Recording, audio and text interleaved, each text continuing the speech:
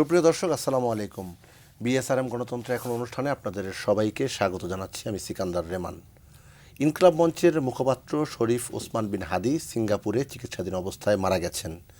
গত 12ই ডিসেম্বর শুক্রবার দুপুরে পুরানা পল্টনের বক্স কালভার্ট সড়কে তার মাথায় গুলি করা হয়।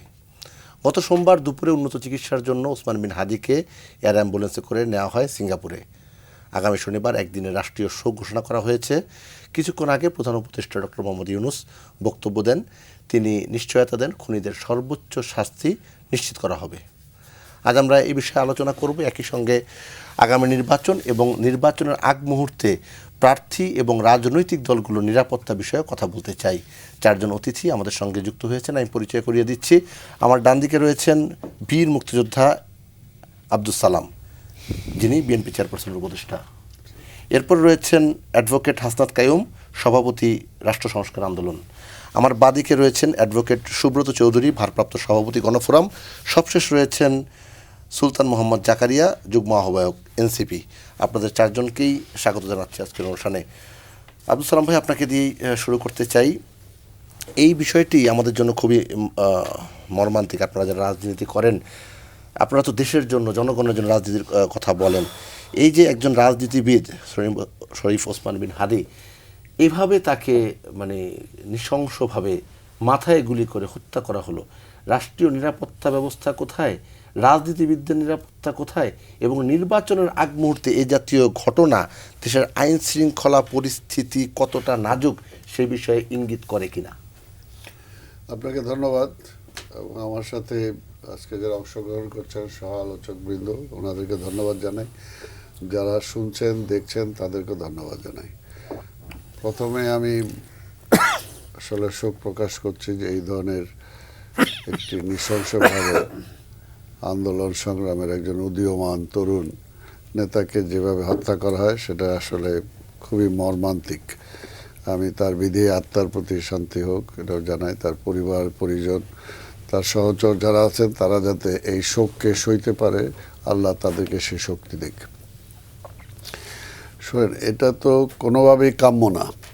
তবে একটা কথা তো বারবার যেটা বলবো, যে এর আগেও যেটা বলছি, যে ফ্যাসিবাদের শক্তি অটুট রেখে আপনি বিজয়ের স্বপ্ন দেখবেন আর সেটা খুব সুন্দরভাবে হবে, এটা আশা করাটা তো বোকামি।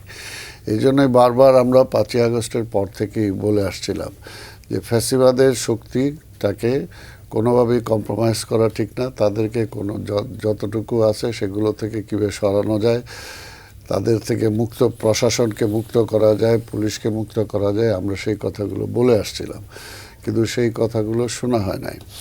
তবে এখন যেটা বলবো যে কোনোভাবেই এটা তো আমাদের কাম্য না। তবে যে কারণে তাকে হত্যা করা হয়েছে সেটা হলো যে নির্বাচনটা যাতে না হয়, বা নির্বাচন প্রসেসটা যাতে ব্যাহত হয়, বা আমরা যাতে ডেমোক্রেটিক প্রসেসে ফিরে যেতে না পারি, সেই ধরনের একটা প্রতিবন্ধকতা সৃষ্টি করার জন্যই হত্যা। তো এখন তো কোনো অবস্থাতেই তাদের যে দূরবর্ষন্দি সেটাকে তো কার্যকর হতে দেওয়া যায় না।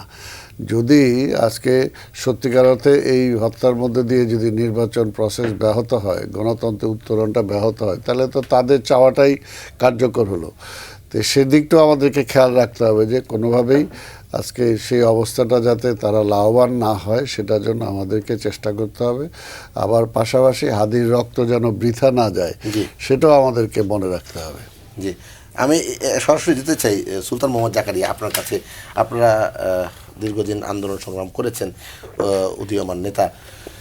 এই যে ওসমান বিন হাদিকে এভাবে হত্যা করা হলো, হাদির বক্তব্যই যদি বলি, বিভিন্ন গণমাধ্যমে হাদির বক্তব্য দিয়েছিল যে ফ্যাসিবাদের শক্তি এখনও বিভিন্ন জায়গায় রয়েছে। আব্দুল সালাম ভাই যেটা বলছিলেন, মাঠ প্রশাসনে, সচিবালয়ে, পুলিশে, সব জায়গায় দোসররা রয়েছে। সেই দোসর মুক্ত করা না গেলে এই যে গণ অভ্যুত্থান বলেন আর যেটাই বলেন আপনারা, সেটার সুফল তো সাধারণ মানুষ পাবে না। এখন এই মুহূর্তে সেই কথা কতটা বাস্তবায়িত হচ্ছে, আপনারা কি বলবেন? ধন্যবাদ। আমি আসলে আজকে যে পরিস্থিতিতে আমরা এখানে বসছি, আমরা আসলে আলোচনা করার মতো আমাদের সেই অবস্থা নেই। তারপরেও আমি হাদি এবং তার পরিবারের সদস্যদের কাছে আমরা আসলে ক্ষমা প্রার্থী যে আমরা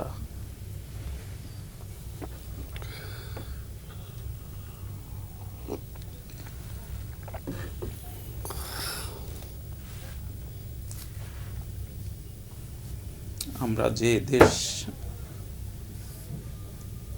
চেয়েছিলাম যে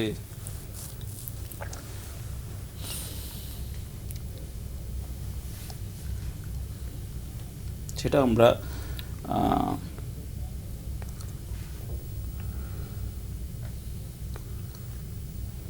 I will add later আপনারা একটু করেন।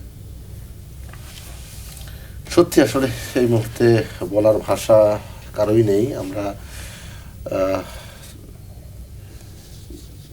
জাকারিয়া, সুলতান মোহাম্মদ জাকারিয়া যেখানে বসে বক্তব্য দিতে পারছিলেন না, এই চেয়ারে বসেই সেপ্টেম্বরের 4 তারিখে শরীফ ওসমান বিন হাদি গণতন্ত্রের কথা, মানবাধিকারের কথা, আইনের শাসনের কথা বলছিলেন।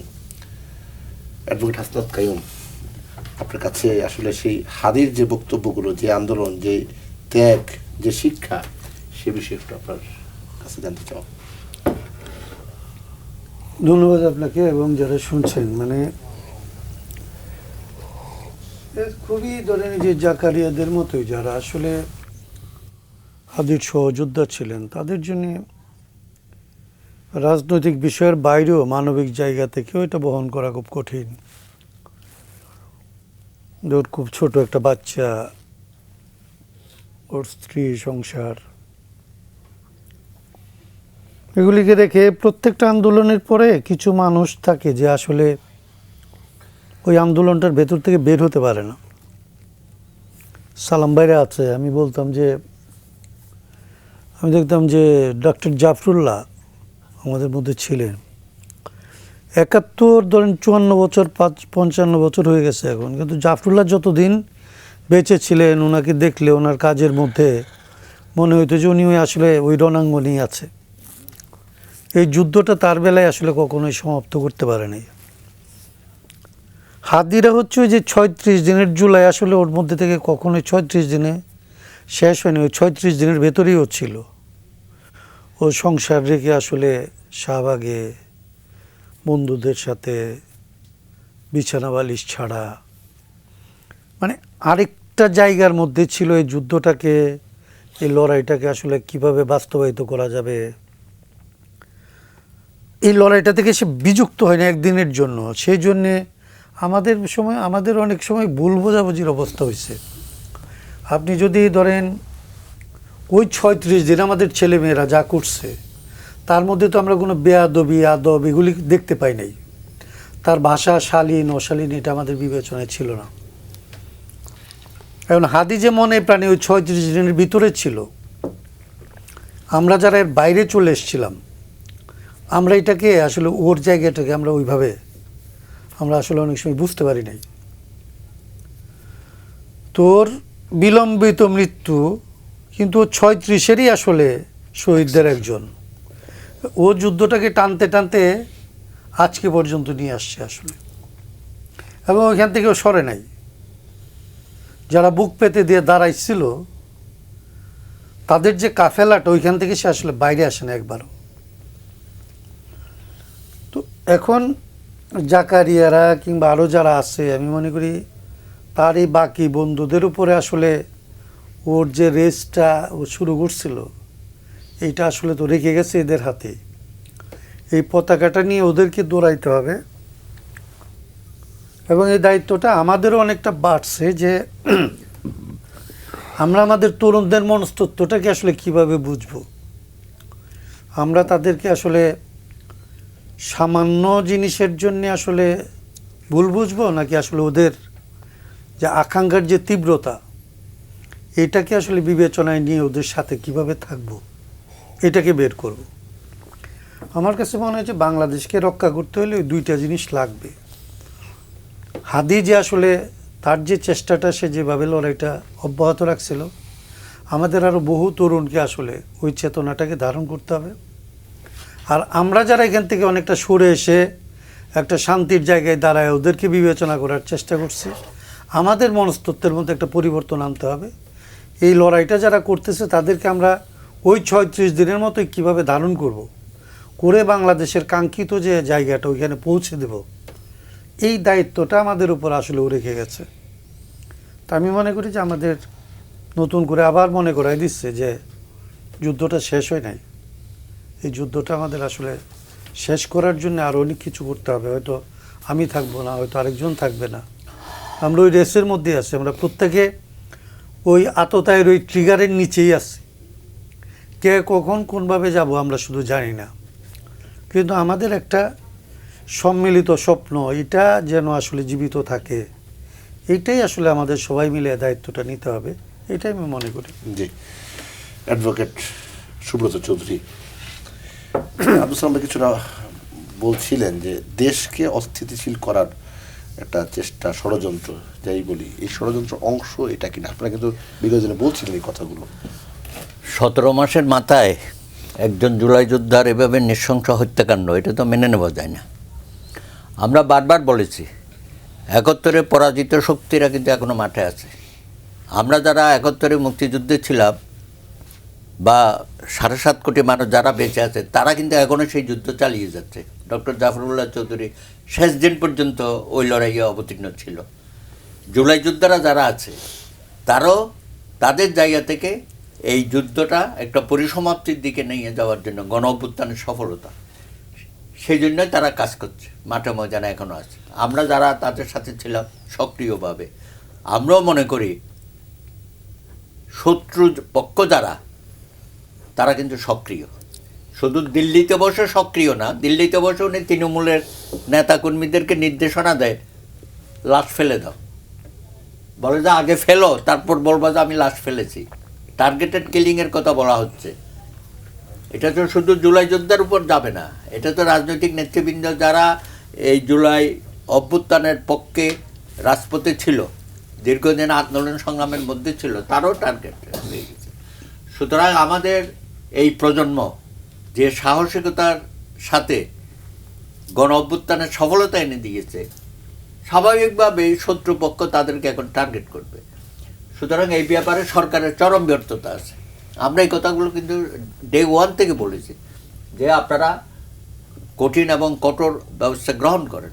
স্বরাষ্ট্র উপদেষ্টা তার কর্মকাণ্ডে তো মনে হয় যে উনি এইসব ব্যাপারে খুব স্মার্ট না। তো এরকম একটা আনস্মার্ট লোক দিয়ে তো আর কি শান্তি শৃঙ্খলা উনি বজায় রাখবেন? এটা তো ইমিডিয়েটলি পদত্যাগ করা উচিত, যেটা তারাও দাবি করেছে। এখন বিষয়টা হচ্ছে সামনে 12 তারিখে একটা ফেব্রুয়ারি নির্বাচন। এই নির্বাচনকে বানচাল করার জন্য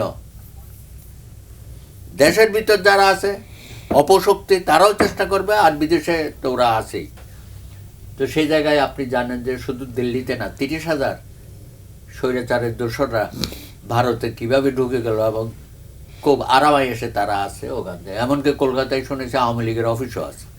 তো এইখান থেকে নানা রকম নির্দেশনা আসছে এবং সামনে ইলেকশনকে কেন্দ্র করে তারা জঘন্যতম কর্মকাণ্ডগুলো করবে। এই ব্যাপারে সরকারের সজাগ হওয়া উচিত। উনি হয়তো বক্তব্য দিচ্ছেন বা আমাদেরকে আশ্বস্ত করছেন, সেটা বড় কথা না। কথা হচ্ছে আপনি এর মধ্যে আবার বলছেন যে প্রার্থীদেরকে অস্ত্র দেওয়া হবে। আমি তো মনে করি এটা আরেকটা উস্কানি। আপনি প্রার্থীদেরকে নিরাপত্তা দিতে পারবেন না, তাদেরকে নির্বাচনে ডাকতেছেন, আর এখন বলছেন তোমাদেরকে অস্ত্র দেব, লাইসেন্স দেব। এটা তো একটা ভয়াবহ আর একটা অস্ত্রের ঝঞ্ঝানি শুরু হয়ে যাবে। সুতরাং আমি মনে করি এই শহীদ হাদির রক্তের মধ্য দিয়ে পুরা জাতি আমাদেরকে শপথ নেওয়া উচিত যে বাংলাদেশে একটা শান্তিপূর্ণ এবং স্বস্তির জায়গায় নিয়ে আসতে হবে। এটা আমাদের বৈষম্য বিরোধী আন্দোলনের অন্যতম আকাঙ্ক্ষা। সেই আকাঙ্ক্ষা বাস্তবায়নের জন্য একটা শান্তিপূর্ণ নির্বাচন, গ্রহণযোগ্য নির্বাচন আমাদের করতে হবে। তা না হলে দেশ আরও বিপর্যয়ের পথে চলবে এবং এখানে আরও জুলাই যোদ্ধা বা রাজনৈতিক নেতৃবৃন্দ হত্যাকাণ্ডের বড় ধরনের নির্লক্ষ্য এখানে আছে বলে আমি মনে করি। সেই ব্যাপারে সরকারকে আমি বলবো যে আপনারা শুধু কথাবার্তা আর বক্তৃতা দিয়ে দিন শেষ করলে হবে না, আপনাদেরকে কঠিন এবং কঠোর সিদ্ধান্তগুলো নিতে হবে, যাতে কোনো ধরনের অপশক্তি বাংলাদেশের স্থিতিশীলতা নষ্ট করতে না পারে। শান্তিপূর্ণ ক্ষমতা হস্তান্তরটা নিশ্চিত করতে হবে, এটাই জাতির আকাঙ্ক্ষা। এই যে আলোচনাগুলো হলো, আসলে এই পুরো বিষয়টাই কি নির্বাচন বানচালের কোনো ষড়যন্ত্র চেষ্টা, যেটাই আপনি বলেন না কেন, এমন কোনো বিষয় আছে কিনা? না, এটা তো আমিই বললাম, এটা তো মূল বিষয়টাই তোই হলো যে নির্বাচনটাকে ঠেকানো বা নির্বাচনটাকে ব্যাহত করা, সব কিছু মিলিয়ে যাতে একটা ডেমোক্রেটিক প্রসেসে দেশটা না যেতে পারে, সেটার জন্য মূল। এছাড়া তো অন্য কোনো বিষয় নেই। আর এই বিষয়টা তো প্রথম থেকেই আমাদের মাথায় রেখেই সমস্ত কিছু করা উচিত ছিল। কিন্তু এই সরকার 5ই আগস্টের পর থেকেই এমন একটা সরকার, দেখেন আসলে মনে হয় তারা খোঁচাইলেও কিছু হয় না, মানে তাদের কোনো বোধ শক্তি মনে হয় নাই, এমন একটা হতো। এটা এইভাবে তো চলতে পারে না, তাই না? তো এই জন্যই আমরা ওই সময় অনেকে আমাদেরকে ভুল বুঝছে, যে আমরা যখন বলছিলাম যে ঠিক আছে 6 মাস বা 9 মাসের মধ্যে একটা নির্বাচনের ব্যবস্থা করেন, তখন অনেকেই বলছে, আমাদের ছাত্র বন্ধুরা সহ অনেকেই, যে আমরা বোধহয় ক্ষমতার জন্য বা ভোটের জন্য পাগল হয়ে গেছি। কিন্তু না, আমাদের এটা ছিল যে জুলাইয়ের যে স্পিডটা, এই স্পিডটাকে নিয়েই একটা মানে নির্বাচনে যে একটা প্রসেসের মধ্যে মানে ঠেলে দেওয়া দেশটাকে, এবং এটা যত সময় যাবে তত ব্যাহত হবে। এটা তো ঠিক যে আজকে এতগুলো মাসের পরে কিন্তু আজকে সেই জুলাই স্পিডটাকে আজকে আমাদের মধ্যে আছে, অনেকটা ভোতা হয়ে গেছে, এটা তো বাস্তব। তো এই কারণে বলবো যে আসলে বোঝা হওয়ার কারণ কি, রাজনৈতিক দলগুলোর মধ্যে কি অনৈক্যই এটার অন্যতম না কারণ? না, এইখানে তো ষড়যন্ত্র তো বিভিন্ন লেভেল থেকে চলতেছে, নিজেদের মধ্যে অনৈক্য সৃষ্টি করা, পাশাপাশি মানে মনে করেন যতই সময় যাবে নিজেদের মধ্যে একটা কম্পিটিশন বিল্ড আপ করা, এই ক্ষমতায় মুখ যাবে, তাই পরিষ্কার যে বিএনপিকে আমি ক্ষমতায় যাইতে দিব কেন, এটা তো পরিষ্কার একটা ধারণা নিয়ে আসছে সবার মধ্যে যে বিএনপিকে ঠেকাইতে হবে। কিন্তু বিএনপিকে ঠেকানো না, এটা তো জাতিকে ঠেকায় দেওয়া, তাই না? আজকে একটা ডেমোক্রেটিক প্রসেসে গেলে আজকে বিএনপি ক্ষমতায় যাবে কি যাবে না সেটা তো পিপল উইল ডিসাইড। নির্বাচনটা হোক, পরে দেখা যাবে নির্বাচনটা হোক, কে তারপরে বিএনপি যদি ক্ষমতায় যেতে বিএনপির যে সমস্ত কমিটমেন্ট আছে সেটা ফুলফিল করতে না পারে, তাহলে তো আবার পিপলস বডিকে তাকে যেতেই হবে। কিন্তু আমাকে সর্বপ্রথম হলো যে আমাকে একটা গণতান্ত্রিক প্রসেসে আমাকে ফিরে যেতে হবে, যে প্রসেসটা ব্যাহত করলো বলেই তো শেখ হাসিনার আজকে এই পরিণতি হলো। শেখ হাসিনা তো এরকম বলতে পারে যে আমি তো প্রথম ইলেকশন করে ক্ষমতায় আসছি, কিন্তু পরবর্তী পর্যায়ে তো সে ডিকটেটর হয়ে গেছে, সে তার ইলেকশন প্রসেসটাকে নষ্ট করে ফেলছে, সে ইলেকশনের মাধ্যমে সরকারে যাওয়া, সরকার থেকে বেরোয় আসার পথটাকে বন্ধ করে দিছে, যে কারণে তাকে এইভাবে একটা অভ্যুত্থানের মধ্যে দিয়ে তার পরিণতি তাকে মেনে নিতে হয়েছে। তো এই বিষয়টা তো আমাকে মনে রাখতে হবে যে একটা সরকার একটা কয়দিন থাকতে পারবে না। আপনি একটা মনে রাখা, তার প্রথমেই মনে রাখা উচিত ছিল যে আমি একটা ইন্টেরিয়াম গভর্নমেন্ট, এবং আমার মূল কাজটা কি, যেটা আমরা প্রথমতে বলে আসছিলাম যে আপনি একটা রোড ম্যাপ দেন, আপনি কতদিন থাকতে চান, কি কি কাজ, কি কি সংস্কার করতে চান, আপনার কতদিন সময় দরকার, নির্বাচনটা কবে করবেন। কিন্তু সে তো কোনোভাবেই সেই এই দিকে রোড ম্যাপের দিকে গেলই না। অনেক সময় দেখা যায় পুরা জাতির সব কাজ করাই মনে হয় তাদের দায়িত্ব, কিন্তু এটা তো তার সময় কুলাবে না, তার তো আগেই বোঝা উচিত ছিল। কিন্তু তার ক্যানভাসটা সে এত বড় করে ফেলছে যে মানুষের চাহিদাটাও বাড়ায় ফেলছে, যে সব কিছু চাইলেই মনে হয় তার কাছে পাওয়া যাবে, একটা এরকম একটা অবস্থার মধ্যে নিয়ে গেল। আজকে নিয়ে যেয়ে এখন যে অবস্থা, তবে তারপরেও এখন যেটা বলবো যে এখন আমি মনে করি একটা রাজনৈতিক কর্মী হিসাবে যেটা মনে করি, যেটা সত্যিকার অর্থে যেটা যে কায়েম ভাইও যেটা বলছে বা ওই ইস্যু যেটা, যে যুদ্ধটা এখনও শেষ হয় নাই, এবং যুদ্ধ তো বাংলাদেশে এটা কন্টিনিউ চলতেই থাকবে। আমরা যে জায়গায় অবস্থান করি, আমার যে প্রতিবেশী রাষ্ট্র, আমার যে আঞ্চলিক অবস্থা, সব কিছু মিলে আমাকে সবসময় যুদ্ধের মধ্য দিয়ে আমাকে থাকতে হবে, আমাকে যদি আমি টিকে থাকতে চাই। এটার জন্য সবচেয়ে বড় দরকার যে আজকে সেই ফ্যাসিবাদ বিরোধী যে ঐক্যটা সৃষ্টি হয়েছিল, সেই ঐক্যটা আজকে তো সেই পর্যায়ে নাই। এখনও যেটা যদি আমাকে নির্বাচন করতে হয়, তাহলে ইমিডিয়েটলি আমি মনে করি যে আজকে প্রধান উপদেষ্টা যত দ্রুত সম্ভব অংশগ্রহণকারী সকল দলগুলোকে নিয়ে তার বসা উচিত, একসাথে বসে যে আপনারা কি চান, আপনাকে নির্বাচন চান। তো এত বসলো, কিন্তু সমাধান না হয় নাই তো, আপনি ওইভাবে বসাও হয় না, ওইভাবে বসলেও বা প্লাস আরেকটা হলো যে কমিটমেন্ট দরকার এখানে যে আপনি নির্বাচনটা শুধুমাত্র সরকার একা করতে পারবে না, বা শুধুমাত্র পুলিশ দিয়ে করতে পারবে না। যদি আমার সেই স্পিডটা আমি বিল্ড আপ করতে না পারি, আমার মানুষের মধ্যে যদি সেই ঐক্যটা আমি ফিরে আনতে পারি, মানুষের মধ্যে ঐক্যটা ফিরে আনতে হলে আগে সকল রাজনৈতিক দলগুলোর মধ্যে এই কমিটমেন্টটা আসতে হবে যে আজকে নির্বাচনটা করার জন্য আমার দলের পক্ষ থেকে যতটুকু করা দরকার আমি 100% করব। তখন কিন্তু পিপুলসের মধ্যে একটা ঐক্যর সেন্টিমেন্ট আসবে এবং তখনই কিন্তু নির্বাচনটা আমি সুষ্ঠুভাবে করতে পারবো। আদারওয়াইজ শুধুমাত্র পুলিশ দিয়ে সেটা করা সম্ভব না। সেটার আগে কিছু কিছু কাজ আছে যে কাজগুলো আমাকে করতে হবে। আজকে তো এটা তো সত্য কথা। দেখেন, হাদির এরকম একটা ঘটনা ঘটলো, আমরা দেখলাম ওই একই সময় ঘটনা ঘটছিল মোহাম্মদপুরে, একটা মা আর মেয়েকে মেরে ফেললো, কয়েক ঘন্টার মধ্যে সেই ইসেকে তারা ধরে ফেললো। আর যে জায়গায় হাদির ঘটনাটা পরিষ্কার, পত্রপত্রিকায় আসছে বা সব কিছু আসছে, চিহ্নিত যে তাকে, তার কিলারটা চিহ্নিত, অথচ তাকে ধরতে পারলো না। কেমনে আবার পালায় গেল?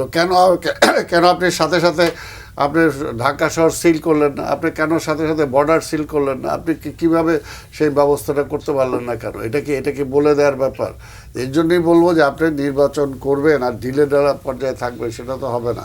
নির্বাচনটাকে করতে হলে এখন থেকেই আমার বর্ডারটা সিল রাখতে হবে, একদম 100% সিল রাখতে হবে। আইন শৃঙ্খলা বাহিনীকে আমার কঠোর হতে হবে। এবং আইন শৃঙ্খলা বাহিনী মানে শুধু পুলিশ না, এখানে পুলিশ, র্যাব, বিজেপি, আর্মি, দরকার হলে যৌথ বাহিনী সৃষ্টি করতে হবে। এখানে অবৈধ যে অস্ত্রগুলো আছে সেই অবৈধ অস্ত্রের অভিযান, মানে জনগণ যাতে বুঝতে পারে যে আসলে অভিযান হচ্ছে। প্রার্থীদের যে অস্ত্র দেওয়া হচ্ছে বৈধ অস্ত্র, সেটা প্রার্থীদের সিকিউরিটি যতটুকু যেভাবে দেয়া যায় সেটার জন্য যতটুকু সরকারের পক্ষ থেকে নেওয়া, পাশাপাশি প্রার্থীদেরকেও নিজেদের সিকিউরিটি নিজেদেরও বিল্ড আপ করতে হবে, দলের থেকেও বিল্ড আপ করতে হবে। অর্থাৎ শুধুমাত্র পুলিশ দিয়ে তার সিকিউরিটি রক্ষা হবে। ঘটনা বেশ কয়েকটি আপনি খেয়াল করবেন। একটা হচ্ছে মিছিল, সড়কে আগুন জ্বালানো হয়েছে, শুধু শাহবাগ নয়, ঢাকা বিশ্ববিদ্যালয় হচ্ছে, বিরতিতে আমরা দেখছিলাম কারওয়ান বাজারে হয়েছে, এবং একটি গণমাধ্যমের কথা বলা হলো, এবং ধানমন্ডি 32-এর দিকেও যাচ্ছে অনেকেই। এখানে খুবই মানে আলোচনাটা একটু অন্যদিকে যাচ্ছে। এখানে খুব মানে যেহেতু আপনি বীর মুক্তিযোদ্ধা এবং দীর্ঘ আন্দোলন সংগ্রামে রাজপথ থেকে বেড়ে ওঠা আপনার নেতৃত্ব, এখানে এই বিষয়গুলো নিয়ে এখন তৃতীয় কোনো পক্ষ মানে কোনো খেলাধুলা করার সুযোগ বা ষড়যন্ত্র করার সুযোগ তৈরি হচ্ছে কিনা? হ্যাঁ, সেটা তো তৃতীয় পক্ষ সুযোগ নেওয়ার জন্য চেষ্টা করতেই পারে। এটা তো অস্বাভাবিকের কিছু না। কারণ যখনই কোনো এই ধরনের একটা ঘটনা ঘটে, যে এই ঘটনাটা যে মধ্যে দিয়ে যে কেউ বেনিফিট নেওয়ার জন্য চেষ্টা করে। আবার অনেকে আছে না যে ঘর পোড়ার মধ্যে আলু পোড়া দেয়, তো এইরকমও অনেকে চেষ্টা করে। অর্থাৎ টোটাল সব কিছু মিলেই দেশে একটা অস্বস্তিকর পরিবেশ সৃষ্টি করার জন্য একটা শক্তি তো বসেই আছে, যেটা পরিষ্কারভাবে বলতেছে, সীমান্তের উপরে বসে থেকে যে কোনো একটা ডাইরেক্ট একটা হত্যার নির্দেশ দিচ্ছে, ডাইরেক্ট মানে যে কোনো অরাজকতার নির্দেশ দিচ্ছে। এটা তো পরিষ্কার দেশ ও জাতির সামনে, কাজে তার লুকানো চোরানো কোনো ব্যাপার নেই। এখন ওইটার পাশাপাশি আমরা কি ওইটাকে প্রতিরোধ করার জন্য আমরা কি ভূমিকা নিচ্ছি, সেটাই হলো এখন দেখার বিষয়। জি, আমরা সুলতান মোহাম্মদ জাকারিয়ার কাছে যেতে চাই। জাকারিয়া, আপনার আবেগ, অনুভূতি সব কিছুকে সম্মান জানিয়ে বলছি, এখন যে আন্দোলন হচ্ছে এবং এই আন্দোলনের আগ মুহূর্তেই কিন্তু সরকারের পক্ষ থেকে প্রধান উপদেষ্টা প্রফেসর ডক্টর মোহাম্মদ ইউনূস তাৎক্ষণিক একটি জাতির উদ্দেশ্যে ভাষণ দিয়েছে। সেখানে তিনি আশ্বস্ত করেছেন যে বিচার হবে, এবং রাষ্ট্রীয় শোক, শনিবার রাষ্ট্রীয় শোক ঘোষণা করেছে। মসজিদে মন্দিরে, প্যাগোডা, অন্যান্য ধর্মীয় প্রতিষ্ঠানে দোয়ার ব্যবস্থার কথা তিনি বলেছেন। সরকার যে এই যে আশ্বস্ত করছে, সেই আশ্বস্ত কি আপনারা আশ্বস্ত হতে পারছেন কিনা? কথায় মোটেই না, কারণ এখানে সরকার স্পষ্টত তাদের যে দায়িত্ব ছিল যে আমাদের দেশে, কারণ আমার এখানে সহকর্মীরা বলেছেন যে আমাদের ভারতে বসে প্রাক্তন প্রধানমন্ত্রী স্বৈরাচারী শেখ হাসিনা যেসব হুমকি ধামকি দিচ্ছিলেন, এগুলো তো খুবই স্পষ্ট ছিল। এবং এই ছেলেদের আমাদের প্রত্যেকের প্রতি যে মানে আমাদের প্রতি যে হুমকি তৈরি করা হয়েছে, এটা তো স্পষ্ট ছিল। সরকার থেকে আমরা তো কোনো ধরনের কোনো ব্যবস্থা দেখি নাই, নট নেসেসারিলি যে আমাদেরকে খুব বিশেষ কোনো প্রেফারেন্স দিয়ে করা হোক, প্রোটেকশন দেওয়া হোক, কিন্তু রাষ্ট্রের সিকিউরিটির বিষয়টা আমি বলবো যে আজকে সবচেয়ে বড় প্রশ্ন হচ্ছে ওসমান হাদির মৃত্যুর মধ্যে, এবং এর আগেও আমরা দেখেছি যে আমাদের বন্ধু ছোট ভাই আবরার ফাহাদ সামান্য ভারতের বিরুদ্ধে একটা স্ট্যাটাস লিখতে গিয়ে খুন হয়েছে। বাংলাদেশ রাষ্ট্রকে এমন জায়গায় নিয়ে যাওয়া হয়েছে যে ভারতের বিরুদ্ধে কিছু বললে আপনাকে কনসিকোয়েন্স ফেস করতে হবে। এখন আপনাকে আমাকে বাংলাদেশের 16-17 কোটি মানুষকে ভাবতে হবে যে রাষ্ট্রটা কি আমরা প্রোটেক্ট করতে পারবো। এই রাষ্ট্রের জাতীয় নিরাপত্তার যে প্রশ্নটা এবং যে লঙ্ঘনটা নিরাপত্তার, সেটা আমরা কি সুরক্ষা করতে সক্ষম কিনা। সক্ষম যদি না হই, আমাদের হাতে ইয়েগুলো কি, লেভারেজগুলো কি, যে আমরা কি করতে পারি। আমার মতে Hadi will be a symbol of resistance for many years to come. বহু বছর ধরে, বহু যুগ ধরে যে সে আমাদের প্রতিরোধের একটা সিম্বল হবেন, এবং আমাদের এখনকার ভবিষ্যৎ প্রজন্মের জন্য আমাদের এই বাংলাদেশটা, আমি প্রায় বলি যে ভারতীয় উপমহাদেশের মধ্যে বাংলাদেশ নামক এই রাষ্ট্রটার অস্তিত্ব থাকতে হবে কেন? এই প্রশ্নটা যদি আপনি উত্তর খোঁজেন, যে একই ভাষাভাষীর একটা অংশ ভারতের মধ্যেও তো আছে। আপনার এই যে আমরা বলি কি ভাষাভিত্তিক জাতীয়তাবাদের যে বিষয়টা আমাদের এখানে সেল করে আমাদের বিষয়কে আমাদেরকে কনফিউজ করা হয়, একই ভাষাভাষীর একটা গোষ্ঠী তো ভারতের মধ্যে আছে। তাহলে আপনি বলালেন আমাকে 180 কোটি লোকের, 18 কোটি লোকের, 180 মিলিয়ন লোকের জন্য এই ভূখণ্ডের প্রয়োজনীয়তাটা কি? What is the reason for its existence?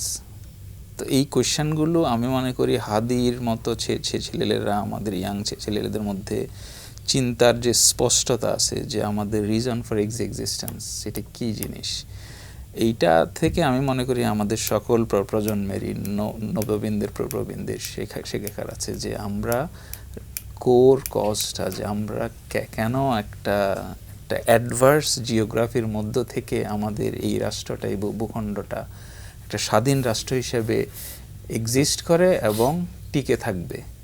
সেই প্রশ্নটা আপনাকে মূলে যেতে হবে, যে আমি যদি এখানে টিকে থাকতে হয় তাহলে আমাদের শর্তগুলো কি, এইটা সলভ করতে হবে আমাদেরকে, এইটা রিজলভ করতে হবে। এবং হাদিরা সঠিক জায়গায় হাত দিয়েছিলেন, এবং যার ফলে আবরার ফাহাদকে যেভাবে টার্গেট করা হয়েছে, হাদিকেও একে কীভাবে টার্গেট করা হয়েছে, আমরা যারা এই বিষয়গুলো নিয়ে কথা বলছি আমাদের প্রত্যেককেই হয়তো একে টার্গেট করা হবে। বাট আমরা এটার জন্য মানে আমাদের মধ্যে আমরা ভীত না যে আমাদেরকে টার্গেট করা হবে, কিন্তু রাষ্ট্র হিসেবে আমরা সবাই এই প্রশ্নগুলোর উত্তর খুঁজতে পারি। আমি ভাইয়ের সাথে একমত, এবং আমার অনেক ব্লগ আছে, লেখা আছে। আমি মনে করি আমাদের মতো রাষ্ট্রগুলোতে গণতন্ত্র ইজ এ স্ট্রং প্রোটেকশন, যে আপনি দিন শেষে জনগণের কাছে ছেড়ে দিবেন, কারণ জনগণের মধ্যেই তো এই প্রতিরোধের যে স্পৃহাটা আছে, এবং আপনি যখন এটাকে গণতন্ত্রের মধ্য দিয়ে বিকশিত হতে দিবেন, প্রকাশিত হতে দিবেন, তখন আর গোপন চুক্তি, গোপন খেলাধুলা, গোপনভাবে কাউকে আপনি ডিকটেট করা, এই জিনিসগুলো আর কাজ করবে না। এবং Sunshine is the best disinfectant. আপনি যদি কোথাও থেকে কোনো চাপ আসে, মেক ইট ক্লিয়ার, আপনি open, transparent, accountable government. Bangladesh রাষ্ট্রের সাথে কার কী টার্মস আছে, কে কী টার্মসে কথা বলে, কী চুক্তি করে, এটা বাংলাদেশের জনগণ জানবে। বাংলাদেশের জনগণের নির্বাচিত পার্লামেন্ট এগুলো নিয়ে আলোচনা হবে। তাহলে কারো পক্ষে যত শক্তিশালী সরকারই হোক, যত শক্তিশালী রাষ্ট্রই হোক, তার পক্ষে এই দেশের রাজনীতিবিদদের একটা অংশকে যে ম্যানিপুলেট করে যে আমাদের এখানে অনেক কিছু চাপাই দেওয়া হয়, এই জিনিসটার হবে না। সুতরাং গোড়ার কথা হচ্ছে গণতন্ত্র। শুধু গণতন্ত্রই না, আমি মনে করি যে গণতন্ত্রের একটা উন্নততর সংস্করণ, এখানে ওপেন গভর্নমেন্ট, স্বচ্ছতা, এই জিনিসগুলো নিশ্চিত করতে হবে। ধন্যবাদ। জি, হাসান কাইয়ুম, সুব্রত চৌধুরী কিছুটা শঙ্কার কথাই বলছিলেন যে আরও হত্যার শঙ্কা তিনি করছেন, নিরাপত্তা হুমকির কথা বলছেন।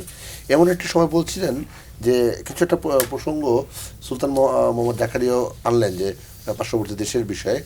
আজকে প্রায় সব গণমাধ্যমে এসেছে বাংলাদেশের সঙ্গে সীমান্তে প্রায় 79% বেড়া দিয়েছে ভারত নিরাপত্তা জোরদার করতে এবং অবৈধ অনুপ্রবেশ ঠেকাতে তাদের এই উদ্যোগ নেওয়া হয়েছে।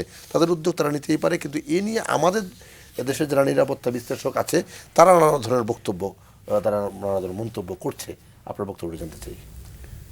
এইটা হচ্ছে ধরেন ভারত তার নিজের জায়গা থেকে, আপনিও যদি ভারত হইতেন তাইলে আপনি খুব স্বাভাবিকভাবে রাষ্ট্রতত্ত্বের জায়গা থেকে আপনি বাংলাদেশ রাষ্ট্রটা অস্থিতিশীল হবে, এখানে গণতন্ত্র থাকবে না, গণতন্ত্র দুর্বল হবে, রাষ্ট্রের যারা আসলে পরিচালনা করবে তারা দুর্বল থাকবে এবং তারা ভারতের উপর নির্ভরশীল থাকবে, এইটা তার জায়গা থেকে তার চাওয়া খুব স্বাভাবিক।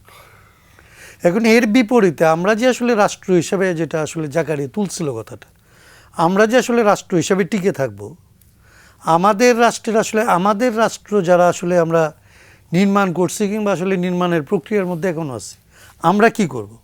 ভারত যেই পথে আমাদেরকে খেলতে চায়, যেইভাবে আমরা অ্যাক্ট করলে কিংবা রিয়্যাক্ট করলে ভারত লাভবান নয়, আমি কি সেইভাবে রিয়্যাক্ট করাটাকে ভারত বিরোধিতা মনে করব?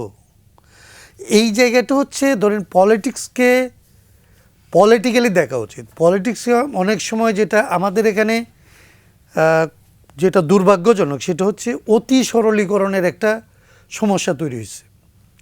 অতি সরলীকরণের সমস্যার কারণে যেমন এই মুহূর্তে একটা আমার এখানে যদ্দূর মেসেজ আছে আপনার কাছেও থাকতে পারে, একটা মিডিয়া হাউসে ভাঙচুর হচ্ছে। এটা যখন হয় তখন দুনিয়া জুড়ে এটা বলা খুব সহজ যে এইখানে আসলে জঙ্গিবাদীরা কিংবা এরকম উগ্র শক্তি যারা আসলে গণতন্ত্র চায় না, যারা আসলে কোনোভাবেই সংবাদপত্রের স্বাধীনতা চায় না, তারা আসলে এইগুলির সাথে জড়িত আছে কিংবা তারা এগুলি লিড নিচ্ছে।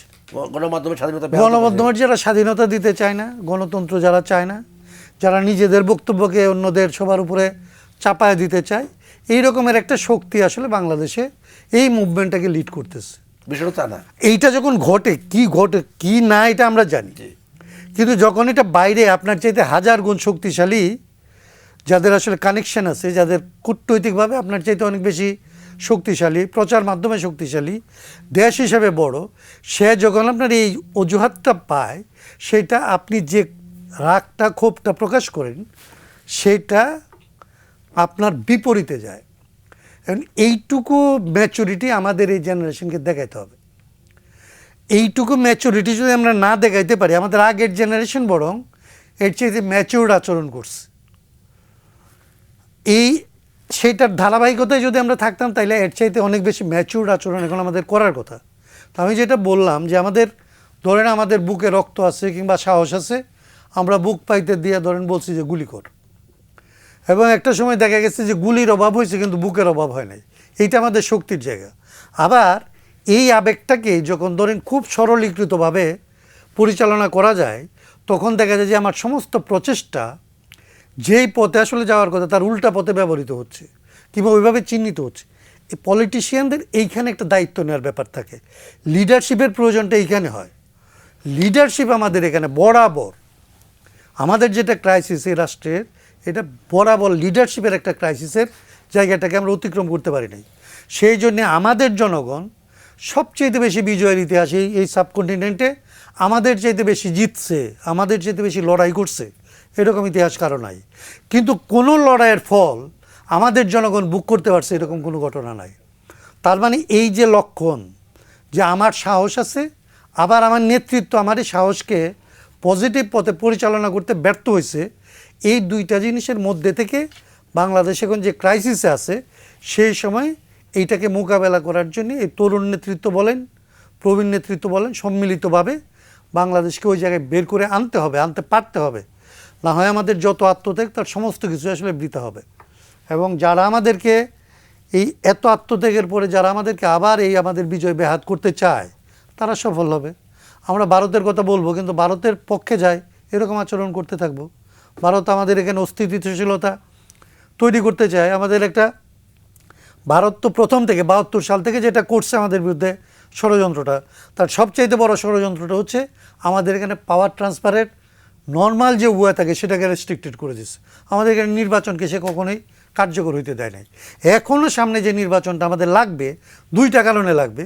আমার গভর্নমেন্ট ফর্ম করার জন্য লাগবে, আমার কনস্টিটিউশন রিফর্মের জন্য লাগবে। তাহলে সবচেয়ে গুরুত্বপূর্ণ নির্বাচন। এই নির্বাচনকে এখন ধরেন যেইভাবে বানচাল করার দিকে তারা নিয়ে যাওয়ার চেষ্টা করতেছে, আমাদের দায়িত্ব হচ্ছে যে এইটা কোনোভাবেই আমি করতে দেব না। সেইটার জন্য যা যা করা দরকার সেইটা আমি করব। এইটা যদি আমি করতে পারি তাইলে হাদির আসলে আত্মত্যাগ আমার জন্য কাজে লাগবে। আর না হয় হাদির আত্মত্যাগ তার আসলে ষড়যন্ত্র বাস্তবায়নের ক্ষেত্রে হাতিয়ার হয়ে উঠতে পারে। জি, সুব্রত চৌধুরী, হাসান কালাম বলছিলেন বিভিন্ন জায়গায় কিন্তু বিক্ষোভ ছড়িয়ে পড়েছে, রাজধানীর বিভিন্ন জায়গায় বিক্ষোভ ছড়িয়ে পড়েছে। বিক্ষুব্ধ অনেকেই নানা ধরনের আচরণ করছে। এখন এই বিষয়গুলো আসলে কোন দিকে যাচ্ছে, কারা খেলছে, কীভাবে দেখা হচ্ছে, এবং হাসান কালাম যথার্থই বলেছেন আমাদের চেয়ে অনেক অনেক বেশি শক্তিশালী আন্তর্জাতিক গণমাধ্যম, এবং আন্তর্জাতিক গণমাধ্যমে যে বিষয়গুলো আসে তখন রাষ্ট্র হিসেবে আসলে আমাদের পরিচিতিটা কীভাবে এনে দেয়। হ্যাঁ, দেখুন, আমি তো খুব অশনি সংকেত দেখতে পাচ্ছি আর কি। হাদির আত্মত্যাগটাকে তো আমাদের বড় করে তুলতে হবে। আমরা যে আবার ডেমোক্রেসি শুরু করলাম, এটা তো ঢাকা শহরে থাকবে না, সারা বাংলাদেশে ছড়িয়ে পড়বে। তো ডেমোক্রেসির ভবিষ্যৎ কী? আমরা বুঝে হোক না বুঝে হোক আমরা তো বিপদগামী হচ্ছি। এখানে কোনো শক্তি ইন্ধন যোগাচ্ছে। আমরা হাদিকে স্মরণ করব, হাদির আত্মত্যাগকে স্মরণ করব, তার যে আদর্শিক জায়গাটা ছিল সেই জায়গাগুলো নিয়ে তো আমাদের চলতে হবে। তাই এগুলো যদি আমাদের এই মিছিল মিটিংয়ের মধ্যে যদি আমাদের ডিসিপ্লিনটা না থাকে, তাহলে তো সারা বিশ্বব্যাপী আবার আমাদের সম্পর্কে কথাবার্তা উঠবে। এখানে মৌলবাদীর উত্থান হচ্ছে, এখানে জঙ্গিদের উত্থান হচ্ছে, বাংলাদেশ জঙ্গি রাষ্ট্রে পরিণত হচ্ছে। তো আমরা সেই পথে যাচ্ছি কেন? আমার তো মনে হয় এখানে একটা সূক্ষ্মভাবে একটা শক্তি কাজ করতেছে, যাতে সামগ্রিক কোন শক্তি হতে পারে এটা? এটা বাংলার আমাদের মাটিতেই আছে। হ্যাঁ, যারা এই যুবক তরুণদের যে তাদের যে ইয়েটা আকাঙ্ক্ষাটা, সেই আকাঙ্ক্ষাটাকে এখন ভিন্ন খাতে নিয়ে যেতে পারে। হ্যাঁ, পুরো জিনিসটাকে আবার ব্যর্থতার দিকে নিয়ে আসতে পারে। আমরা 71-এ একবার পারি নাই, 90-তে পারি নাই, এখনও যদি আবার না পারি তো আমরা পারবোটা কবে?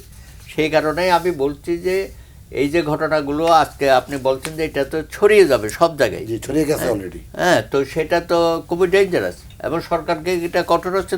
আমি বলছি না যে মিছিল মিটিং করলেই তার উপর হামলা চড়াও করতে হবে। শান্তিপূর্ণভাবে মিছিল মিটিং করার জন্য এখানে সরকারও সক্রিয় সহযোগিতা এবং ভূমিকা থাকা দরকার। হ্যাঁ, প্রয়োজনে আমরা সবাই থাকব, প্রতিবাদ করব, কিন্তু সেটা হবে অত্যন্ত শৃঙ্খলার সাথে, শান্তিপূর্ণভাবে। এমন কিছু পরিবেশ পরিস্থিতি সৃষ্টি করব না অন্য কোনো শক্তি এসে আবার যেন রাষ্ট্র ক্ষমতাটা নিয়ে না নেয়। সেটা আমি প্রথম থেকেই বলতেছি যে একটা মহা বিপর্যয়ের সংখ্যা আমি দেখতে পাচ্ছি। এটা যেন আমরা কেউ ভুলে ওই পথে পা না বাড়াই, এবং এই ব্যাপারে এই শক্তিগুলোকে চিহ্নিত করা দরকার। যারা নির্বাচনকে বানচাল করতে চায়, যারা দেশকে অস্থিতিশীল পরিস্থিতি সৃষ্টি করতে চায়, এবং স্বৈরাচারের দোসররা যারা আছে বা বাইরে আছে, তাদের সাথে মনে হচ্ছে কোথাও একটা যোগসূত্র হয়ে যাচ্ছে। আমরা কি ওদের পারপাস সার্ভ করতেছি? বাইরে বসে যারা ষড়যন্ত্র করতেছে, তাহলে আমরা কেন তারা যেটা চাচ্ছে বাংলাদেশে আমরা সেই পথে বলে যাচ্ছে, আমাদের তরুণ সমাজকে বিপদগামী করা হচ্ছে। এই ব্যাপারে আমার মনে হয় খুবই সাবধান হওয়া উচিত এবং কৌশলী হওয়া উচিত। তা না হলে কিন্তু আমরা কেউ রেহাই পাবো না। আপনি আমি কেউ আজকে যারা আছে আমরাও রেহাই পাবো না। আব্দুল সালাম, এর মধ্যে একটি গণমাধ্যমে হামলা হয়েছে, গণমাধ্যমের সামনে হামলা চলছে, এবং আমরা জানতে পারছি আমাদের মানে কন্ট্রোল রুম থেকে বলা হচ্ছে বিভিন্ন জায়গায় আন্দোলন হচ্ছে।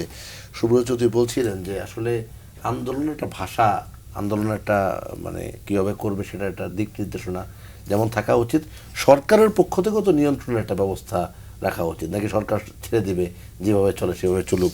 বিষয়টি কেমন কিনা? না, সরকার তো ভূমিকা পালন করতেই হবে, কিন্তু আমি পাশাপাশি যে জিনিসটা বলবো যে সরকার একটা দুর্বল সরকার। কাজে এইখানে আমি কিন্তু দায়টা বেশি, এখনও বলতেছি দায়টা আমি বেশি নিতে চাবো বা নিতে বলবো দেশের রাজনৈতিক নেতৃবৃন্দের। কারণ যখনই যে ধরনের একটা যদি ঘটনা ঘটে বা একটা ভেকুয়াম থাকে, এখন তো একটা ভেকুয়াম, এখন কিন্তু আপনি দেখেন রাষ্ট্রটা যেমন যেমন বলি যে স্কন হয়ে নেওয়ার কোনো কারণ নাই, যে রাষ্ট্রটা এখন একটা তো পোস্টমর্টমে আছে। এই জায়গাটা থেকে যদি আমি তার সুচিকিৎসা দিয়ে আমি ডেলিভারিটা না করতে পারি ঠিক মতো, তাহলে তো এরপরে বিকলাঙ্গ রাষ্ট্র হবে। তো এই জায়গাটায় সেই দায়িত্বটা আমাদের রাজনীতিবিদদের। আমি বলতেছি যে রাষ্ট্রের ক্ষমতায় যারা আছে তারা যে কী অবস্থায় আছে আমরা সবাই জানি।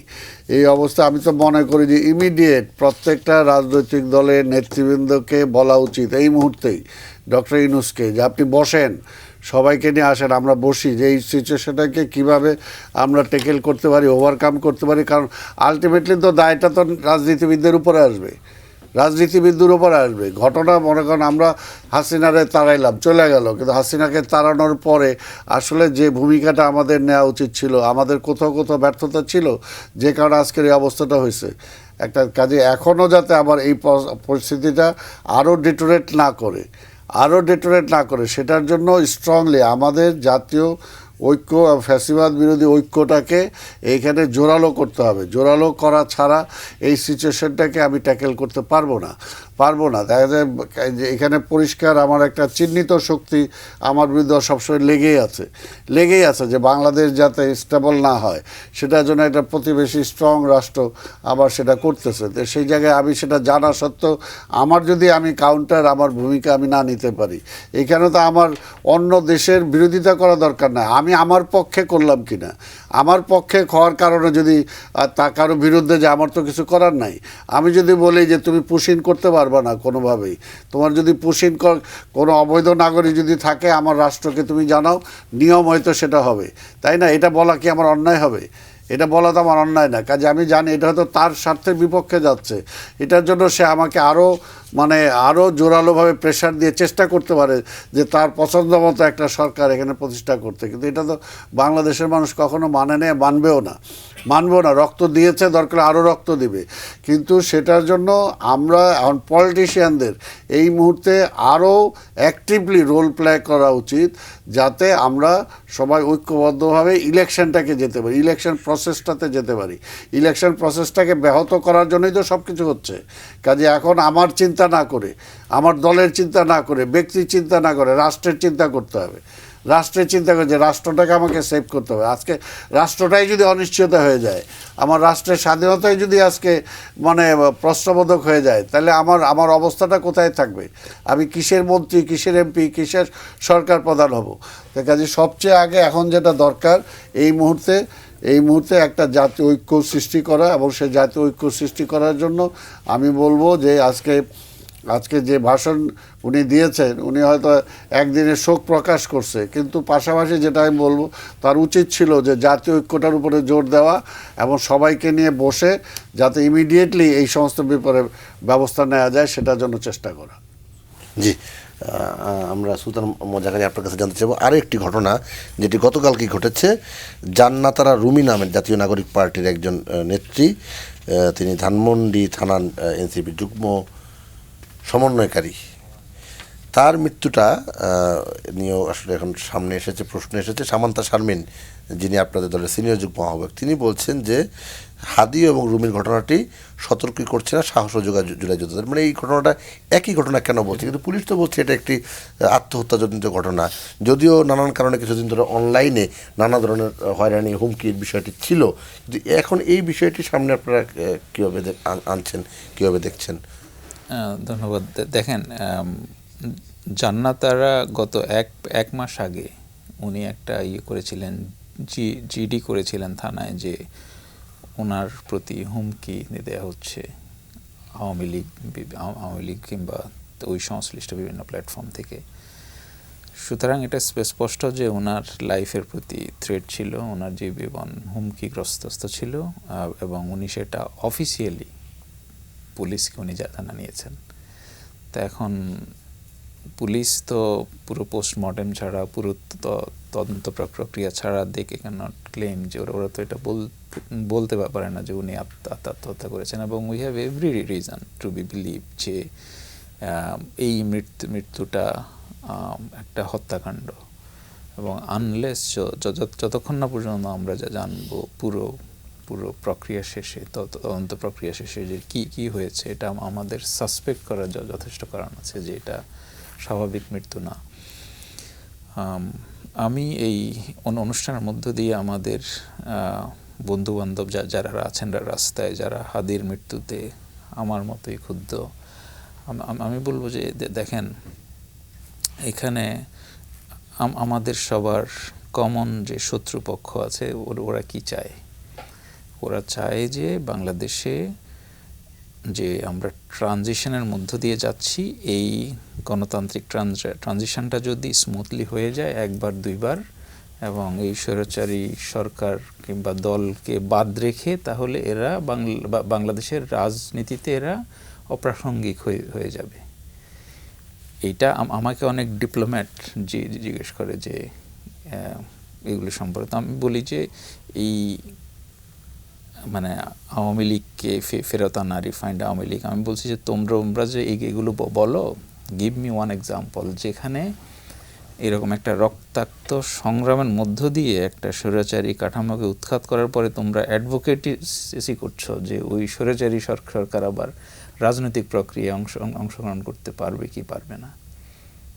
হ্যাঁ, আগে তো আমরা রিকনসিলিয়েশনের আলাপ করার আগে, তারা রাজনীতি করতে পারবে কি পারবে না এসব করার আগে, তাদের খুনের যে বিচার হওয়া, তাদের রিপেন্টেন্স, মানে আপনি তাকে ক্ষমা করতে পারবেন যার রিগ্রেট আছে, রিমোর্স আছে, যে না আমি অনুতপ্ত, এরকম তো কিছু নাই। তো একটা নিষ্ঠুর স্বৈর শাসনকে আমরা উৎখাত করে আমরা একটা গণতান্ত্রিক প্রক্রিয়ার দিকে যাচ্ছি, এবং সেই গণতান্ত্রিক প্রক্রিয়াটা আমরা যদি খুব সুন্দরভাবে, স্বচ্ছভাবে আমরা এক বা দুইবার যদি আমরা করে ফেলতে পারি, সেই স্বৈরাচারী প্রতিপক্ষটা গণতান্ত্রিক প্রক্রিয়াতেই অপ্রাসঙ্গিক হবে। এখন এইটা কেউ চায় না, এটা স্বৈরাচারী পক্ষ চায় না। তাদের যে 60 বছরের প্যাটার্ন, যে রাষ্ট্র রয়েছে, যে রাষ্ট্রের 60 বছরের বিনিয়োগ, আমরা বলি যে একটা রাষ্ট্র 60 বছর ধরে বাংলাদেশের মধ্যে একটা মল ক্রিয়েট করেছে। 71 was a marriage of convenience for them. এটা আমাদের সম্মিলিত আকাঙ্ক্ষার সাথে সেটা মিলে গেছে। 16 ডিসেম্বর অনওয়ার্ডস ওই দল যদি বাংলাদেশের পারসিভড অ্যাডভার্সারি বলি আমরা আন্তর্জাতিক রাজনীতিতে, 16 ডিসেম্বর অনওয়ার্ডস বাংলাদেশ স্বাধীন রাষ্ট্রের পারসিভড অ্যাডভার্সারিকে, কার জন্য আমি বাংলাদেশ রাষ্ট্রে 1,70,000 সদস্যের একটা স্ট্যান্ডিং আর্মি পুষি? You answer me. আমাদের তো কোনো দরকার নাই তাইলে। আমি হাজার কোটি টাকা ব্যয় করে স্ট্যান্ডিং আর্মি পুষছি কার জন্য? To face what threat? আপনি সেই থ্রেট, সেই পারসিভড এনিমির সাথে, অ্যাডভার্সারির সাথে আপনি মিশে আপনি এটাকে মিঙ্গল করে আপনি এটার নাম দিয়ে দিচ্ছেন যে এটা মুক্তিযুদ্ধের চেতনার নামে ওই রাষ্ট্র যেহেতু 71 আমাদের সাথেই করেছে, এই রাষ্ট্রকে আপনি স্পেস দিয়ে দিচ্ছেন। যে ক্লিয়ার ট্রিজন। 71-এ যে দল পাকিস্তান আর্মির সাথে কোলাবোরেট করেছে সেটা যেমন ট্রিজন, 71 অনওয়ার্ডস যে দল আমাদের পারসিভড অ্যাডভার্সারির সাথে কন্টিনিউয়াসলি গত 40 ইয়ার্স ধরে আমাদের কোলাবোরেট করেছে, এটা হাই ট্রিজন। আপনি রাষ্ট্রের স্বার্থের এগেনস্টে গিয়ে আপনি রাষ্ট্রের পারসিভড অ্যাডভার্সারির সাথে আপনি করেছেন। এবং আজকে এই যে আওয়ামী লীগের হাজার লোক ওই দেশে এসে গিয়ে ওখানে ঘাটি গেড়ে অফিস করে হুমকি ধামকি দিচ্ছে আমাদের জাতীয় নিরাপত্তার জন্য নাম্বার 1 থ্রেট। এখন সেই সিকিউরিটির কোয়েশ্চেন আপনি অ্যাড্রেস করবেন না? সেই সিকিউরিটির কোয়েশ্চেনের জন্য আমার সহকর্মীদের প্রতিও আমার দাবি, আমার ভাই যেমন বলেছেন, আমরা গণতান্ত্রিক প্রক্রিয়ায় এদেরকে আমরা উইড আউট করে ফেলতে পারি। আমরা যদি গণতান্ত্রিক প্রক্রিয়ায় একটা দুইটা ইলেকশন করি এই ফোর্স ছাড়া, দেন এরা বাংলাদেশের রাজনীতিতে অপ্রাসঙ্গিক হয়ে যাবে। And that's what they don't want. ওরা চায় যে এখানে ইলেকশন কোনোভাবে না হইলে আমার সুব্রতদা যেমনটা বললেন যে এখানে অন্য কেউ আসবে, ধরেন উর্দিধারী একটা পক্ষ আসে যদি রাষ্ট্র ক্ষমতা নেয়, সবাই মিলে ওই পক্ষ বলবে যে আসেন এবার আমরা গণতন্ত্র উদ্ধারের সংগ্রাম করি। ওই সেই আপনার মূল যেটা 60 বছরের বিনিয়োগ, তখন ওদেরকে আবার বলবে যে তোমরা আসো জয়েন করো গণতন্ত্র উদ্ধারের জন্য। None of us should want that. আমাদের বন্ধুরা যারা রাস্তায় আসে শুড বি কেয়ারফুল। বাংলাদেশ রাষ্ট্রকে যদি আমরা সঠিক জায়গায় নিতে চাই, আমাদের এনিমি অ্যাডভার্সারিরা যা চায় দয়া করে আমরা ওই দিকে আমাদের রাষ্ট্রটাকে যাতে না নেই। জি, হাসান কায়ুম, যারা আন্দোলন করছেন তাদের কিন্তু অন্যতম প্রধান দাবি হচ্ছে যে দুজন মানে ভারতে পালিয়ে গেছে হত্যাকারী, হত্যার সঙ্গে যুক্ত, একজন মোটরসাইকেল চালিয়েছে, একজন গুলি করেছে, তাদেরকে ফিরিয়ে আনা। তো যেখানে বৃহত্তর অপরাধ যারা করেছে তাদেরকেই ফিরিয়ে আনা, যাদেরকে শাস্তি এর মধ্যে নির্ধারিত হয়ে গেছে তাদেরকেই ফিরিয়ে আনা যাচ্ছে না নানা জটিলতার কারণে। একে কীভাবে ফিরিয়ে আনবে, এই বিষয়ে এই দাবিটা কি অবাস্তব মনে হয় কিনা? এইটা তো ধরুন ক্ষোভের সময় মানুষ অনেক কথা বলে, আপনার প্রত্যেকটা ভাষার এক একটা পরিপ্রেক্ষিতের সাথে আপনাকে পড়তে হবে। আপনার একজন বিক্ষুব্ধ লোক যখন একটা দাবি করে, এটাকে আসলে আপনাকে ডিপ্লোম্যাটিক ল্যাঙ্গুয়েজে ট্রান্সলেট করলে ভুল করবেন। কিন্তু প্রবলেমটা হচ্ছে যে আপনার যে এনিমি আছে সে এটার জন্য অপেক্ষা করে। একটা মানুষ ক্ষোভ প্রকাশ করার সময় কি গ্রামার ঠিক করে না, তো এটা করে সম্ভব না।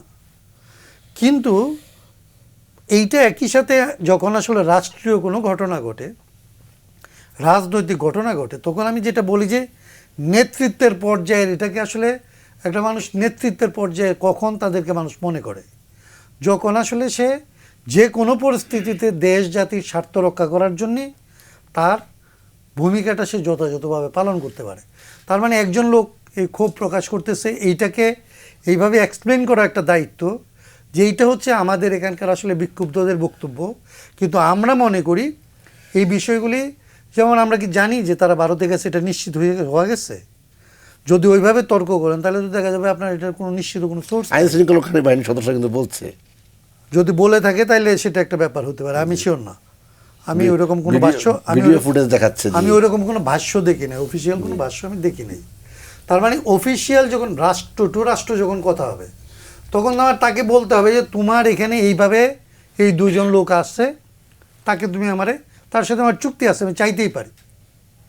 আমার যারা ধরেন অপরাধী, দুই রকমের ব্যাপার তো আছে। একটা ধরেন শেখ হাসিনার একটা বিচার হয়েছে এবং সে ওইখানে দোষী সাব্যস্ত হয়েছে, তারপরেও শেখ হাসিনার কি হচ্ছে যে শেখ হাসিনার একজন এক্স প্রাইম মিনিস্টার হিসেবে এখানে যেহেতু সে ছিল, তার আসলে অ্যাসাইলাম বলেন, ইন্ডিয়াতে অ্যাসাইলাম না থাকলেও তারপরেও বিশেষ পরিস্থিতির মধ্যে তার এক ধরনের একটা প্রোটেকশন তারা মনে করতে পারে, আন্তর্জাতিকভাবেও বিভিন্ন মহল চাইতে পারে যে তাকে এমন কোনো একটা অবস্থায় পাঠানো ঠিক হবে না যেখানে হচ্ছে ডেথ সেন্টেন্স নিয়ে, যেখানে ধরেন দুনিয়া জুড়ে একটা বড় বিতর্ক আছে। কিন্তু একজন স্রেফ অপরাধী আপনাকে গুলি করছে যে সে কোনো রাজনৈতিক ব্যক্তিত্ব না, কোনো কিছুই না, সে একটা অপরাধী শুটার। সে ধরেন যদি আমি জানি যে সে পালায় গেছে, তাইলে ইন্ডিয়ার সাথে আমার তো এই চুক্তি আছেই, তার এখান থেকে আমি এটা চাইতে পারি, এটা চাওয়ার মধ্যে কোনো দোষ নাই। কিন্তু এটা চাওয়ার জন্য প্রাথমিক যে তথ্যটা থাকা দরকার, এটা আমরা বলতে পারি। যদি সত্যিকার অর্থে দাবিকে ফর্মুলেট করি, তাহলে আমরা সরকারকে বলবো যে তাহলে তদন্ত রিপোর্ট করো, সে যে ওই দিক থেকে পালায় গেছে এটার যথেষ্ট প্রমাণ দাও এবং প্রমাণসহ তুমি ভারতের কাছ থেকে তাকে ফেরত চাও। কিন্তু একজন রাগ করে যেটা বলতেছে এটা কিন্তু একই কথা। আমি যখন ওই ভাষায় ট্রান্সলেট করব তখন যেটা বলতেছি আর ও যেটা বলতেছে এর মধ্যে খুব পার্থক্য নেই। অতএব এইগুলিতে খুব বেশি আসলে আমার কাছে মনে হয় যে এইগুলিকে খুব বেশি বড় করে দেখার ব্যাপার নেই। তো বড় করে দেখার ব্যাপার হচ্ছে ওইগুলি, যেমন ধরেন আপনি যদি এখন গিয়ে একটা ক্ষোভের ভাষা, একটা মিছিলের ভাষা, একটা মিটিংয়ের ভাষা, এটাকে আপনার ওইরকম আপনার ডিপ্লোম্যাটিক ভাষা হিসেবে ধরার দরকার নেই। কিন্তু আপনি যখন একটা আন্দোলন থেকে গিয়ে একজনের জানমালের উপর আক্রমণ করতেছেন, একটা প্রতিষ্ঠানের উপর আক্রমণ করতেছেন, একটা প্রতিষ্ঠানকে বারবার আপনি টার্গেট করতেছেন, এবং এখানে তাহলে কারা আছে তাদেরকে আমাদের চিহ্নিত করার দরকার দুই কারণে। এক হচ্ছে যে এই রকমের একটা ক্ষোভকে কাজে লাগায় কারা আসলে এটা বারবার রিপিটেডলি যদি হয় তাহলে এখানে কিন্তু একটা লক্ষণ কিংবা একটা ইঙ্গিত থাকে, সেইখানে রাষ্ট্রকে কিন্তু দায়িত্ব নিতে হবে এবং দেখতে হবে তাদেরকে কোন পথে তাদেরকে নিবৃত্ত করবে, সেটা আলাদা প্রশ্ন। তো তাদেরকে নিবৃত্ত করতে পারতে হবে, কারণ এইটা আসলে ঝুঁকি তৈরি করে। রাস্তার ওই মিছিলের ওই ছেলেটার ভাষা ওই রকম ঝুঁকি তৈরি করে না। সো এইগুলোর মধ্যে আসলে আমাদের ভাগ করাটা বুঝতে হবে। এবং সেই ক্ষেত্রে আমি আবার যেটা বলি, যে ভাই যেটা বলেন যে রাজনৈতিক দলগুলি, রাজনৈতিক দলের যারা নেতৃবৃন্দ, তাদের সরকার আমাদের ডাকুক কিংবা না ডাকুক, দ্রুত আসলে আমাদের নিজেরা ডাকা দরকার। কারণ এটা ধরে নেওয়ার কোনো দরকার নাই যে এখানে খুব একটা অর্গানাইজড গভর্নমেন্ট আছে, এখানে আমরা 4 দলের লোকজন আছি, আমরা এখানেই সিদ্ধান্ত নিতে পারি এখান থেকে বের হয়ে গিয়ে যে কালকে আমরা যারা পারি সবগুলি দল বসবো। এবং এটা আসলে আমার মনে হয় যে আমি এখানে বলতেছি, এটা ফর্মালি ইনফর্মালি সবভাবেই বলতেছি, যে প্রথমত আমাদের সমস্ত পলিটিক্যাল ফোর্সেস যারা আছে কালকেই আমাদের বসা দরকার, অ্যাজ আর্লি অ্যাজ পসিবল, এবং বসে এটাকে আসলে ঠিক করা দরকার। জি, সুব্রত চৌধুরী, এই যে অ্যাডভোকেট বিদ্যুৎ আব্দুল সালাম এবং অ্যাডভোকেট হাসান কালাম দুজনেই বললেন আলোচনায় বসার কথাটা, অর্থাৎ পরিস্থিতির কতটা মানে গুরুত্ব তারা দিচ্ছেন। আচ্ছা, আমি একটু এই যে বারবার বলতেছেন জি, বর্ডার ক্রস করে বলতে, আমাদের বর্ডারটা অরক্ষিত কেন? আমাদের শক্তিটা কোথায়? এমনি তো কিছু শেষ হয়ে গেছে ওই ইয়ের সময় 25-26-এর ইয়েতে।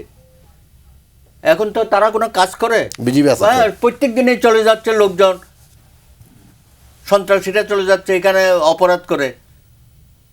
তাদের ব্যাপারে তো আমি কোনোদিন বর্ডারে কাউকে ধরতে তো দেখিনি। একমাত্র চেকপোস্ট দিয়ে যদি কখনো যায় বা এয়ারপোর্ট দিয়ে যায় তখন তারা ধরে, বৈধভাবে যে যাচ্ছে, পাসপোর্ট আছে, ভিসা আছে। আর যারা বর্ডার ক্রস করে চলে যাচ্ছে, আগরতলাতে নাকি একটা সুড়ঙ্গ আছে, সুড়ঙ্গ দিকেও নাকি লোকজন যায়। তো এগুলো আমি তো জানি যে এগুলো এদের জানার মধ্যেই আছে, এগুলো তাদের নলেজের মধ্যেই আছে, কিন্তু আমি সেখানে কোনো গুরুত্বপূর্ণ ভূমিকা রাখতে আমি তাদের দেখিনি আজ পর্যন্ত। অথচ আমরা বলতেছি ভারতীয়রা নিয়ে যাচ্ছে। আরে ভারতীয়রা নিয়ে যাবে কেন? তুমি যদি তাদেরকে ঠেলে না দাও ওখানে, শুধু ভারতীয়রা নিয়ে যেতে পারে যদি আমাদের বর্ডার আমরা উন্মুক্ত করে না দিই। আমার তো মনে হয় আমার বর্ডার উন্মুক্ত করে দেওয়া হয়েছে, সন্ত্রাসী যাতে চলে যেতে পারে। এটা একটা। আরেকটা হচ্ছে এখন যে পরিস্থিতির সৃষ্টি হচ্ছে, আমি বলবো এটা খুব ভয়াবহ। হ্যাঁ, কাইম সাহেব যেটা বলেছে, হাসনাত আব্দুল কাইয়ুম, আসলে সরকারের মুখের দিকে তাকিয়ে থাকার আর সময় নেই। হ্যাঁ, আমরা বিগত দিনও সরকারের মুখাপেক্ষী ছিলাম না। আমাদের প্রত্যেকেরই রাজনৈতিক একটা ধারা আছে, ঐতিহ্য আছে, সংগ্রামের একটা সফলতাও আছে আমাদের সব ব্যাপারে। তো সেই কারণে আমার মনে হয় যে এখন আমরা নিজেরা সরকারের মুখাপেক্ষী না হইয়া নিজেরা কিভাবে এই একটা শক্ত অবস্থানে আমরা দাঁড়াতে পারি, দেশের অস্থিতিশীল পরিস্থিতি সৃষ্টি করার যারা নানানভাবে এটাকে যোগান দিচ্ছে তাদের বিরুদ্ধে, এই অপশক্তির বিরুদ্ধে আমাদের নতুন করে আবার লড়াই সংগ্রাম শুরু করা উচিত ইমিডিয়েটলি। জি, আব্দুল সালাম, আপনার কাছে আবারও যেতে চাই। এই যে দুটি বিষয়, একটা হচ্ছে আবারও লড়াই সংগ্রাম আর আলোচনা, দুইটা বিষয়। যদি আপনি আলোচনার কথা বলেন তো আলোচনা হতে পারে, আলোচনার মাধ্যমে আপনারা সমস্যার সমাধান হয়ে যাবে, কিন্তু আবার যখন লড়াই সংগ্রামের কথা বলবেন, মানুষের কাছে আসলে বার্তাটা কি যাচ্ছে? না, মানুষের কাছে বার্তাটা পজিটিভ যাবে।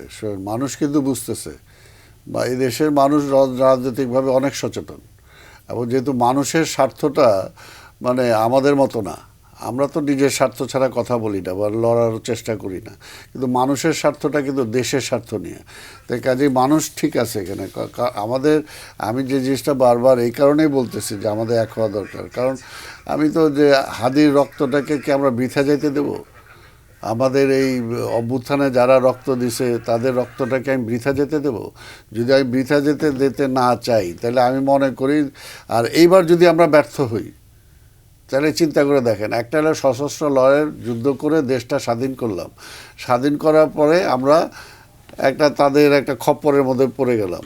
সেটা হলো যে তাদের অনুগত একটা সরকার এই দেশে প্রতিষ্ঠা করতে পারলো বলে, তা আবার দীর্ঘ 17টা বছর একইভাবে চালায় গেল। সেখান থেকে আবার আমরা সেখান থেকে মুক্ত হওয়ার জন্য চেষ্টা করতেছি, এখনও চেষ্টা করতেছি, এখনও কিন্তু পারি নাই, চেষ্টা করে দিতে। আবার এইবারও যদি ব্যর্থ হয়ে যায়, তাহলে আমার পরিণতিটা কোথায় যাবে? জি, এক কথা, এইবার ব্যর্থ হওয়ার আমার কোনো সুযোগ নেই। জি, সুলতান জাকারিয়া, এক কথায় ব্যর্থ হলে কি পরিণতি হবে? বাংলাদেশ রাষ্ট্র নিয়ে আমি মনে করি না যে এটা ব্যর্থ হবে, কারণ ব্যর্থ হওয়ার জন্য এই রাষ্ট্র জন্ম হয় না। এই রাষ্ট্রের পরিণতিটা আমাদের 300 বছরের লড়াই সংগ্রামের আমি মনে করি যে একটা পরিণতি। সুতরাং এই রাষ্ট্র ব্যর্থ হওয়ার কোনো সুযোগ না।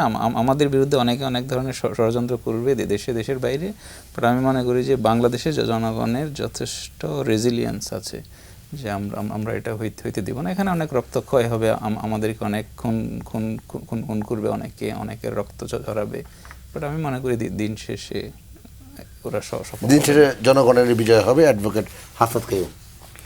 আমি মনে করি যে আমি মানে ওইভাবে কন্টেন্টের জায়গা থেকে একমত, কিন্তু আমাদের দায়িত্ব হচ্ছে যে কত কম ক্ষয়ক্ষতিতে আসলে আমি আমার যে অর্জন যেটাকে আসলে রক্ষা করতে পারবো। সেদিক থেকে রাজনৈতিক দলগুলির দায়িত্ব হচ্ছে, সালাম ভাই যেটা বলছে, আমাদের এখানে এখনও পর্যন্ত যেটা এত বড় অভ্যুত্থানের পরে যেটা দুর্ভাগ্যজনক, এটা হচ্ছে যে আমরা নিজেদের দলীয় স্বার্থের উপরে উঠতে পারিনি। আমাদের ছাত্ররা, আমাদের তরুণরা আমাদেরকে তাদের জীবন দিয়ে আমাদেরকে জাতীয় স্বার্থের জায়গায় ঐক্যবদ্ধ করছিল। তো আমরা আবার এটাকে ভেঙে নিজেদের দলীয় স্বার্থের জায়গায় এসেছি। আমাদের উচিত হচ্ছে যে আমাদের দলীয় স্বার্থের উপরে জাতীয় স্বার্থটাকে রেখে আবার ওদের যেটা মানে করণীয় ছিল, যে কাজটা করার জন্য ওরা জীবন দিছে, সেই জায়গাটা পৌঁছানো। ওইটা পৌঁছাইলে আমি মনে করি জাকারিয়া যেটা বলছে যে এই জাতি তো আসলে এইটা একদিনে গড়ে ওঠা জাতি না। তো এর চাইতে বেশি লড়াই সাউথ ইস্ট এশিয়ার কেউ তো করে না। সো এটা শেষ হওয়ার জন্য না, কিন্তু আমার মনে হয় যে এইটা হচ্ছে রাজনীতিবিদদের দায়িত্ব, কিংবা আসলে সচেতন অংশের দায়িত্ব হচ্ছে আরও কি ক্ষয়ক্ষতির দিকে যাব না কম ক্ষয়ক্ষতিতে আমরা এটাকে রক্ষা করব। দায়িত্ব হচ্ছে কত কম ক্ষয়ক্ষতিতে আমি এটাকে আসলে টিকাইতে পারি, তার জন্যে কথাবার্তা বলা এবং উদ্যোগ নেওয়া। জি, অনুষ্ঠান শেষ পর্যায়ে অ্যাডভোকেট সুব্রত চৌধুরীকে দিয়ে আমরা শেষ করতে চাই। সংকটের সমাধান আপনার কাছ থেকে জানতে চাই। উদ্বেগ এবং উৎকণ্ঠার মধ্যে জাতিকে আমরা ছুঁড়ে ফেলে দিতে পারি না। এখানে আজকে আলোচনার মাধ্যমে যেটা বেরিয়ে আসলো যে আমাদের প্রত্যেকেরই দায়িত্ব আছে, রাজনৈতিক দলও আছে, ব্যক্তি দলও আছে, সমাজের দায়িত্ব আছে, প্রশাসন, আইনশৃঙ্খলা বাহিনী এবং সরকার। কিন্তু আমার কাছে মনে হয়েছে সরকারের ভিতর সরকার আছে। এই সরকার একটা শক্তিশালী ভিতের উপর দাঁড় নাই। এখানে সরকারের মধ্যে নানা রকম ষড়যন্ত্র হচ্ছে, দেশটাকে একটা অস্থিতিশীল পরিস্থিতি সৃষ্টি করে, একটা কেওয়াস কনফিউশন সৃষ্টি করা। হ্যাঁ, কারণ তাদের তো কোনো দায়িত্ব নাই, তারা তো আমাদের নির্বাচিত প্রতিনিধি না। সুতরাং তাদের মধ্যে সমন্বয়ের অভাব আমি দেখতে পাচ্ছি, এবং এখানে কি বলবো, বহুমুখী কর্মকাণ্ডের মধ্যে তারা জড়িত হয়ে গেছে। সুতরাং আগে তাদের সাবধান হওয়া। আমরা সাবধান মানে উচ্চারণ করছি, আপনার উপদেষ্টা মণ্ডলীকে থামান, আপনারা ঐক্যবদ্ধভাবে জাতিকে আর কয়েকটা মাস একটু নেতৃত্ব দেন, সুষ্ঠু নির্বাচনের জন্য যা যা করার প্রয়োজন সবই আপনি করবেন, শুধু বক্তৃতা বিবৃতি দিয়ে দিন পার করবেন। জি, অসংখ্য ধন্যবাদ অ্যাডভোকেট সুব্রত চৌধুরী, বীর মুক্তিযোদ্ধা আব্দুল সালাম, অ্যাডভোকেট হাসাদ কাইয়ুম, সুলতান মোহাম্মদ জাকারিয়া, আপনাদের চারজনকেই। সুপ্রিয় দর্শক, আজকের আলোচনা থেকে মূল একটি বিষয় উঠে আসলো, সেটা হচ্ছে আইনের শাসন, মানবাধিকার, জনগণের অধিকার, গণতন্ত্র। এই যে কথাগুলো বলছি না, এই কথাগুলোর জন্য যে ভিত্তি দরকার, সেই ভিত্তি দাঁড় করাতে রাজনৈতিক ঐক্য দরকার। সেই রাজনৈতিক ঐক্যের জন্য সব রাজনৈতিক দলগুলো এক হয়ে নিজেদের ক্ষুদ্র স্বার্থ বিসর্জন দেবে এবং দেশের স্বার্থ সবার আগে দেখবে, সেটি সবার প্রত্যাশা। সবাই ভালো থাকবেন, সুস্থ থাকবেন। আল্লাহ হাফেজ।